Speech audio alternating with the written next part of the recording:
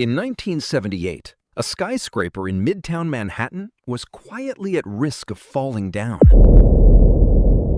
Nobody outside a small circle of engineers knew it. The people working inside it every day had no idea.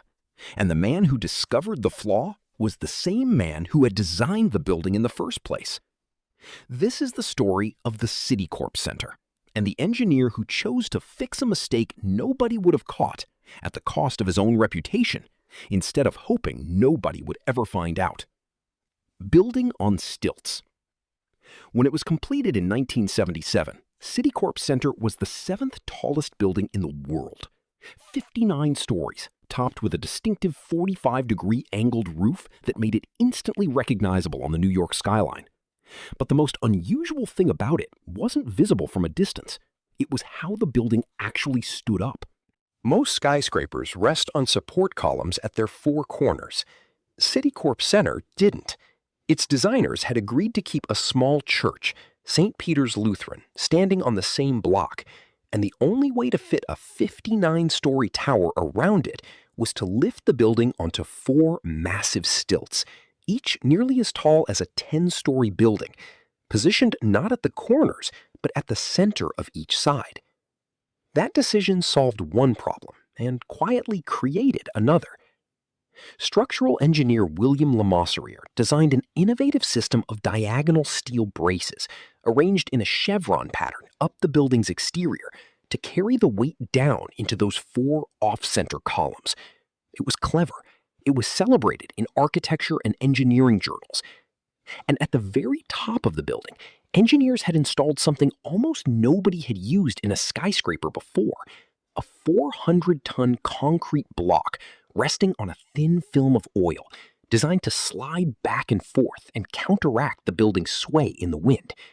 It was called a tuned mass damper, and Citicorp Center was one of the first buildings in the world to rely on one. On paper, the building was a triumph of engineering ingenuity. In practice, one piece of the puzzle had never been fully checked. The calculation nobody had run. In the spring of 1978, about a year after the building opened, a student working on an engineering thesis started looking closely at Citicorp Center's design. Structural engineers typically calculate how a building handles wind hitting it straight on, from one side at a time. But this building's support columns weren't positioned the normal way, and the student's calculations suggested something the original design hadn't fully accounted for: wind hitting the building diagonally at the corners rather than flat against a side could put dramatically more stress on the structure than anyone had planned for. These are called quartering winds, and in a conventional building, they're rarely the deciding factor in a structure's strength. But Citicorp Center wasn't conventional. With its columns at the center of each face rather than at the corners, quartering winds loaded the bracing system in a way ordinary wind calculations simply didn't anticipate. The concern reached Lemaitrier's office.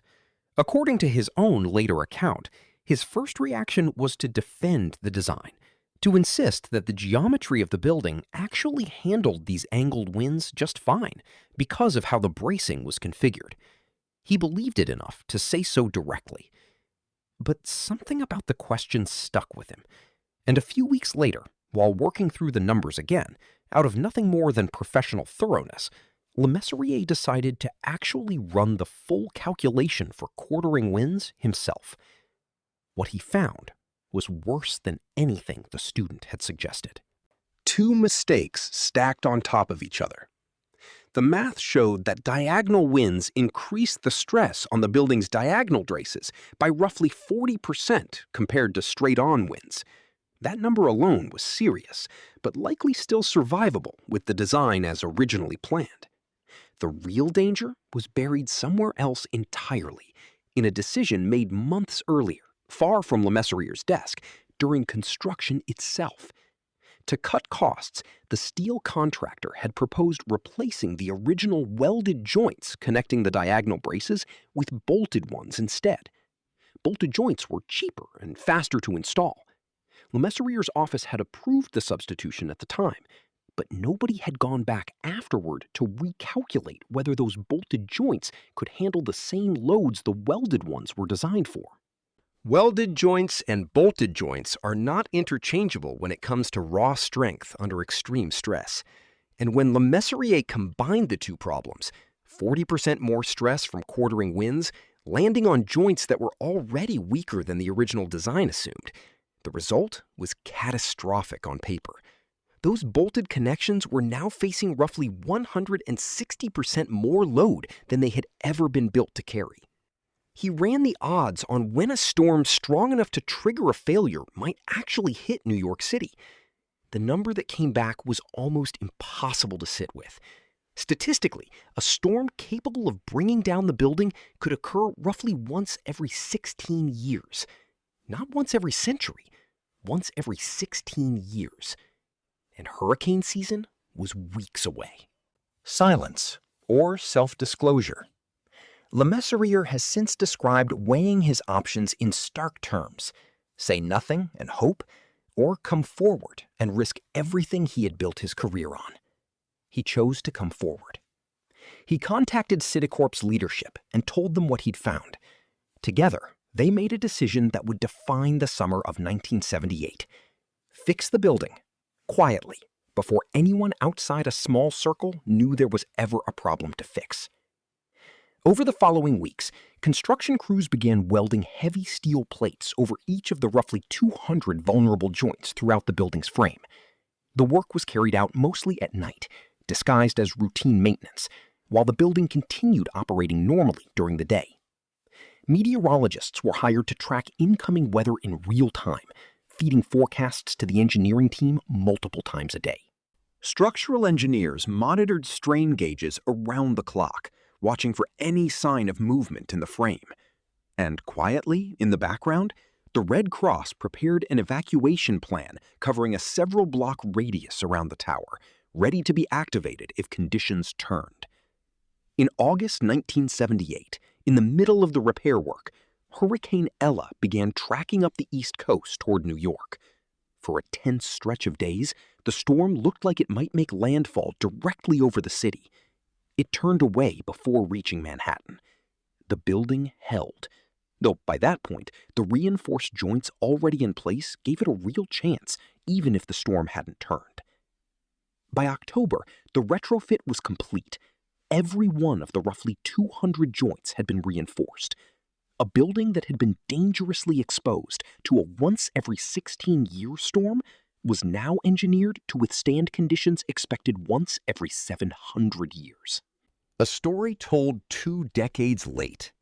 The repair cost roughly $8 million. Le Mesurier's own insurance covered only a fraction of that. Citicorp and Le Mesurier agreed on a settlement that, by most accounts, asked far less of him personally than it could have. And then, for almost 20 years, the story simply wasn't told. The public didn't learn how close Citicorp Center had come to disaster until a New Yorker article revealed the full account in 1995, nearly 2 decades after the crisis had already been resolved. By the time the story became public, there was nothing left to fear. The building had been safe for years. What came out instead was a portrait of an engineer who had discovered his own mistake, had every incentive to bury it, and chose instead to fix it, quietly, thoroughly, and at real personal risk. Today, the Citicorp Center case is taught in engineering ethics courses as one of the clearest examples of what responsible self-disclosure looks like when the stakes are this high. Not because nothing went wrong, something went seriously wrong, but because when it mattered most, the person who caused the problem was also the person who fixed it, before it ever became a tragedy at all. If you want more stories like this, engineering decisions that almost went catastrophically wrong, I cover a new case every week. Subscribe if you don't want to miss the next one.